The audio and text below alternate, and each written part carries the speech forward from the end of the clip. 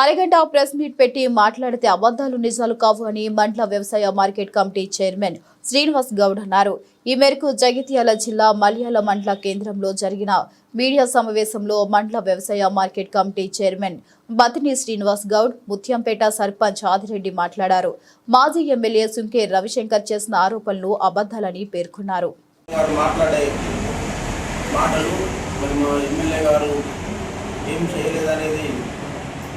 వారు చేసే ప్రయత్నం, ఎందుకంటే నేను కూడా ఉన్న బీఆర్ఎస్ తరఫున నేను కూడా ఎమ్మెల్యే రేసులో మళ్ళీ ఉన్నా అని చెప్పుకోవడానికి తప్ప ఆయన నిజంగా సత్య దూరం.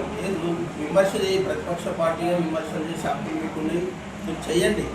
ఫారెస్ట్లో ల్యాండ్ రెండో పెట్టి ఇద్దరు కలిసి సర్వే చేసుకుంటున్నారు. దాంట్లో అది ఏమైందన్నట్టు నువ్వు చెప్తావు. మరి నీకు పూర్తి అవగాహన ఉంటే నీకు ఇట్లా చేయాలని నువ్వు సలహా కానీ ఇదేమో అవుతుందన్నట్టు కుప్పలు కాలిపోయినట్టు పత్రికలలో నేను కనిపించాలనేది అర్థం లేని ఆరోపణలు.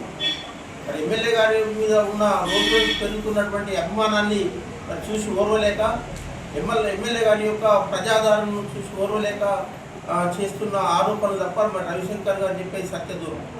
ఇప్పుడు మీరు చేసినాయి అంటే చేసినాయి, మరి ఎంత అవినీతి ఎంత మూట కట్టుకున్నాం అనేది ప్రజలందరూ తెలుసు. ఎందుకంటే మేము చాలాసార్లు మీడియా ముందు చెప్పినాం, మళ్ళీ చెప్పడానికి మాకే మంచిగా అనిపించలేదు. నువ్వు మా తరపున ఏమైనా తప్పులు జరిగితే నువ్వు చెప్పు. నువ్వు రాజకీయ పార్టీగా నీకు హక్కులు ఉంటాయి, మీడియా పరంగా నువ్వు మీడియాకు వాడుకునే హక్కులు ఉంటాయి. కానీ అనవసరమైన ఆరోపణలు, అర్థం లేని ఆరోపణలు, ఏదైనా ఒక అవినీతి చేస్తే చెప్పు. మా ఎమ్మెల్యే గారు కానీ మేము కానీ ఈ రకంగా ఉండద్దని చెప్పని మరి ప్రజల మనిషిగా నీకు ప్రజలలో రేపు మళ్ళీ ఓట్లాడుగా నీకోసం నీకు ఒక మంచి బుద్ధి ప్రసాదించాలని చెప్పని ఆంజనేయ స్వామి కోరుకుంటున్నాం. మా ఎమ్మెల్యే గారిని ఇట్లా ఇంకోసారి ఏదైనా మాట్లాడితే మరి కబర్దారని చెప్పి కూడా ఈ సందర్భంగా హెచ్చరిస్తున్నాం. నిన్న మాజీ ఎమ్మెల్యే రవిశంకర్ గారు ఊకదంపుడు ఉపన్యాసాలు లెక్క ఒక అరగంట సేపు చెప్పిందే చెప్పడం. అంటే ఒక సామెత ఉంది కదా, అబద్ధం పదే పదే చెప్తే అదే నిజమని నమ్ముతారు అన్నట్టు మా ఎమ్మెల్యే గారి మీద, కాంగ్రెస్ ప్రభుత్వం మీద ఆయన చేయని పనులను పదే పదే మేము చేసినాం అంటే పబ్లిక్ అదే నిజమైన నమ్మేద దాసలో ఉన్నాడు, అదే భ్రమలో ఉన్నాడు మాజీ ఎమ్మెల్యే రవిశంకర్ గారు. అయ్యా రవిశంకర్ గారు, మా ఎమ్మెల్యే విసిరిన సవాళ్ళను సరిగ్గా విని స్వీకరించు. మా ఎమ్మెల్యే గారు ఏమన్నారు, మేడిపల్లి సత్యం గారు, బీఆర్ఎస్ ప్రభుత్వం నుంచి ₹1 కేటాయించినా దానికి నేను కట్టుబడి ఉంటా, రాజకీయంలో నుంచి తప్పుకుంటాను అన్నాడు. మీరు నిన్న పత్రికా సమావేశంలో ఉండగట్ట అభివృద్ధి పనుల గురించి మాట్లాడుతున్నారు. ఏం మాట్లాడుతున్నారో మీరు తెలుసుకోవాలి. టీడీటీ నిధుల గురించి మాట్లాడుతున్నారు. పక్క రాష్ట్రం మీద డిపెండ్ అయి ఉన్నారు. పక్క రాష్ట్రం కూడా చెప్పేదాకా ఇది లేదు అనేది మీరు అబద్ధం అసత్యం ప్రచారం చేయకండి. టీడీడీ నిధుల కోసము 100 రూపాయల కోసము గత 15 ఏళ్ల క్రితమే అప్పుడున్న రాజశేఖర రెడ్డి కానీ చంద్రబాబు హయాంలో ప్రపోజల్ పంపించింది.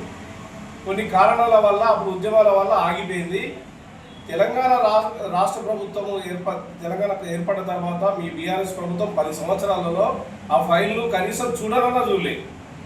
మళ్ళీ మా కాంగ్రెస్ ప్రభుత్వం వచ్చినాక మా గౌరవ ఎమ్మెల్యే గారు మేడిపల్లి సత్యమన్న ప్రత్యేక చొరవ తీసుకొని తనకున్న సాన్నిహిత సంబంధాలతో, తనకున్న అక్కడున్న ప్రభుత్వ పెద్దలతో అనుబంధంతో ఈ ఫైల్ చాకచక్యంగా ముందుకు కదిలించి పవన్ కళ్యాణ్ గారికి కూడా ఆయనకు ఈ కొండగట్టు దేవస్థానం నా ఇంటి విలువలు అని భావించింది. కాబట్టి టీటీడీ నిధులతో మరొకసారి గుర్తు చేస్తున్న రవిశంకర్ గారు, టీటీడీ తిరుమల తిరుపతి దేవస్థానం నిధులు మాత్రమే, అవి పక్క రాష్ట్ర ప్రభుత్వ నిధులు కాదు.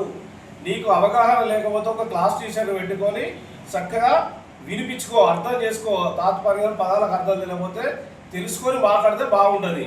రాష్ట్ర ప్రభుత్వం నుంచి నిధులు కేటాయించలేదు. టీటీడీ తిరుమల తిరుపతి దేవస్థానం నిధులు మాత్రమే ఇచ్చారు. ఆ నిధులలో మన రాష్ట్రానికి కూడా హక్కు ఉంది. మన రాష్ట్రమే కాకుండా పక్క రాష్ట్రాలు, మహారాష్ట్రలో కూడా టీటీడీ నిధులతోనే చేస్తారు. ఎందుకంటే ప్రతి రాష్ట్రంలో తమిళనాడు కానీ, కర్ణాటక కానీ, ఆంధ్రప్రదేశ్ కానీ, తెలంగాణ కానీ, మహారాష్ట్ర కానీ అందరు రాష్ట్ర ప్రభుత్వాల భక్తులు ఆడిపోతారు. కాబట్టి ఆ నిధులతో డెవలప్మెంట్ చేస్తారు. అది చట్టంలో ఉంది. దాన్ని నువ్వు అవహేళన మాట్లాడు, పక్క రాష్ట్ర ప్రభుత్వం ఇచ్చిందని అవహేళన మాట్లాడక ముందు అసలు దాని గురించి తెలుసుకొని మాట్లాడితే బాగుంటుంది. అది మా